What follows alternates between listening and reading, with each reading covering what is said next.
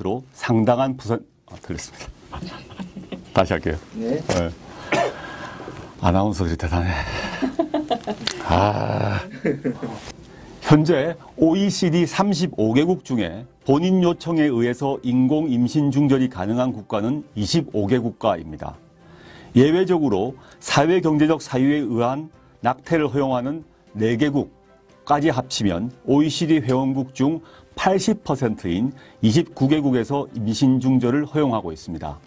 다만 본인 요청에 의해서 중절이 가능한 경우에도 통상 12주 이내만으로 제한하고 있습니다. 그리고 7개국은 사전 상담을 의무화하고 있습니다.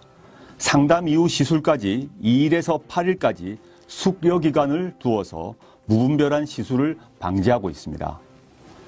보건학자 김승섭 고려대 교수에 따르게 되면 2006년 세계보건기구 연구를 인용해서 매년 전 세계에서 2천만 명의 여성이 안전하지 않은 임신 중절 수술을 받고 그중 6만 8천 명이 사망하고 있다고 밝히고 있습니다. 다음과 같은 3가지 경우를 다 같이 생각해보고 고민해보면 좋겠습니다. 첫째, 교제한 남성과 최종적으로 헤어진 후에 임신을 발견한 경우 어떻게 해야 합니까? 둘째, 별거 또는 이혼 소송 상태에서 법적인 남편의 아이를 임신했음을 발견한 경우 어떻게 해야 합니까? 실직이나 투병 등으로 인한 경제적 어려움으로 아이 양육이 완전히 불가능한 상태에서 임신했음을 발견한 경우 어떻게 해야 합니까? 이러한 3가지 경우 현재 임신 중절을 하게 되면 그것은 범죄입니다. 근래 프란체스코 교황은 임신 중절에 대해서 우리는 새로운 균형점을 찾아야 한다라고 말씀하신 바 있습니다. 이번 청원을 계기로 우리 사회도 새로운 균형점을 찾았으면 좋겠습니다. 이번 청원을 계기로 정부는 법제도 현황과 논점을 다시 살펴보게 되었습니다. 여성가족부와 보건복지부, 그리고 청와대 법무비서관실, 여성가족비서관실, 국민소통수석실 담당자가 3차례에 걸쳐서 쟁점을 검토하고 토론했습니다. 당장 2010년 이후 실시되지 않은 임신 중절 실태조사부터 2018년에는 재개하기로 하였습니다. 임신 중절 현황과 사유에 대한 정확한 실태조사, 그 결과를 토대로 관련된 논의가 한 단계 진전될 것이라고 기대합니다. 그리고 현재 헌법재판소에서 다시 한번 낙태죄 위헌 법률 심판 사건이 진행 중입니다. 그 과정에서 새로운 공론의 장이 마련되고 사회적 법적 논의가 이루어질 것으로 전망합니다. 실제 법 개정을 담당하는 입법부에서도 함께 고민할 것을 기대하고 있습니다. 자연유산 유도약의 합법화 여부도 이러한 사회적, 법적 논의 결과에 따라 결정될 것으로 기대합니다.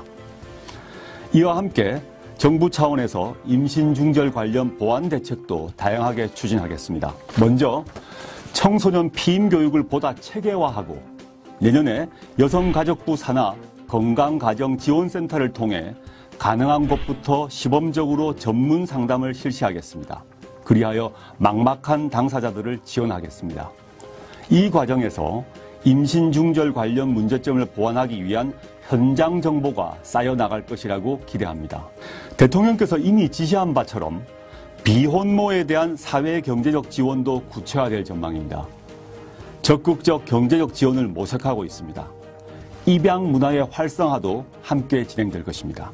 이상의 것은 여성만의 문제가 아니라 남성은 물론 정부의 역할도 중요합니다. 비혼이건 경제적 취약청이건 모든 부모에게 출산이 기쁨이 되고 아이에게 축복이 되는 그러한 사회를 만들도록 노력할 것입니다. 국가의 의무와 역할에 대해서도 함께 고민하겠습니다. 제도 현황과 논점을 다시 살펴보게 되었습니다. 여성가족부와 보건복지부, 그리고 청와대 법무비서관실, 여성가족비서관실, 국민소통수석실 담당자가 3차례에 걸쳐서 쟁점을 검토하고 토론했습니다. 당장 2010년 이후 실시되지 않은 임신 중절 실태조사부터 2018년에는 재개하기로 하였습니다. 임신 중절 현황과 사유에 대한 정확한 실태조사, 그 결과를 토대로 관련된 논의가 한 단계 진전될 것이라고 기대합니다. 그리고 현재 헌법재판소에서 다시 한번 낙태죄 위헌법률 심판 사건이 진행 중입니다. 그 과정에서 새로운 공론의 장이 마련되고 사회적 법적 논의가 이루어질 것으로 전망합니다. 실제 법 개정을 담당하는 입법부에서도 함께 고민할 것을 기대하고 있습니다. 자연유산 유도약의 합법화 여부도 이러한 사회적, 법적 논의 결과에 따라 결정될 것으로 기대합니다. 이와 함께 정부 차원에서 임신중절 관련 보완 대책도 다양하게 추진하겠습니다. 먼저 청소년 피임 교육을 보다 체계화하고 내년에 여성가족부 산하 건강가정지원센터를 통해 가능한 곳부터 시범적으로 전문 상담을 실시하겠습니다. 그리하여 막막한 당사자들을 지원하겠습니다. 이 과정에서 임신, 둘째, 별거 또는 이혼 소송 상태에서 법적인 남편의 아이를 임신했음을 발견한 경우 어떻게 해야 합니까? 실직이나 투병 등으로 인한 경제적 어려움으로 아이 양육이 완전히 불가능한 상태에서 임신했음을 발견한 경우 어떻게 해야 합니까? 이러한 세 가지 경우 현재 임신 중절을 하게 되면 그것은 범죄입니다. 근래 프란체스코 교황은 임신 중절에 대해서 우리는 새로운 균형점을 찾아야 한다라고 말씀하신 바 있습니다. 이번 청원을 계기로 우리 사회도 새로운 균형점을 찾았으면 좋겠습니다.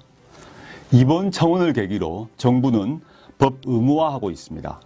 상담 이후 시술까지 2일에서 8일까지 숙려 기간을 두어서 무분별한 시술을 방지하고 있습니다. 보건학자 김승섭 고려대 교수에 따르게 되면 2006년 세계보건기구 연구를 인용해서 매년 전 세계에서 2천만 명의 여성이 안전하지 않은 임신 중전 수술을 받고 그중 6만 8천 명이 사망하고 있다고 밝히고 있습니다. 다음과 같은 세 가지 경우를 다 같이 생각해보고 고민해보면 좋겠습니다. 첫째, 교제한 남성과 최종적으로 헤어진 후에 임신을 발견한 경우 어떻게 해야 합니까? 들어 상당한 부산 들렸습니다. 다시 할게요. 네. 네. 아나운서들이 대단해. 현재 OECD 35개국 중에 본인 요청에 의해서 인공 임신 중절이 가능한 국가는 25개국가입니다.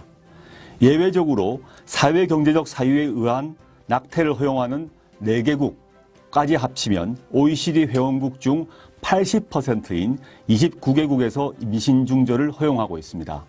다만 본인 요청에 의해서 중절이 가능한 경우에도 통상 12주 이내만으로 제한하고 있습니다. 그리고 7개국은 사전 상담을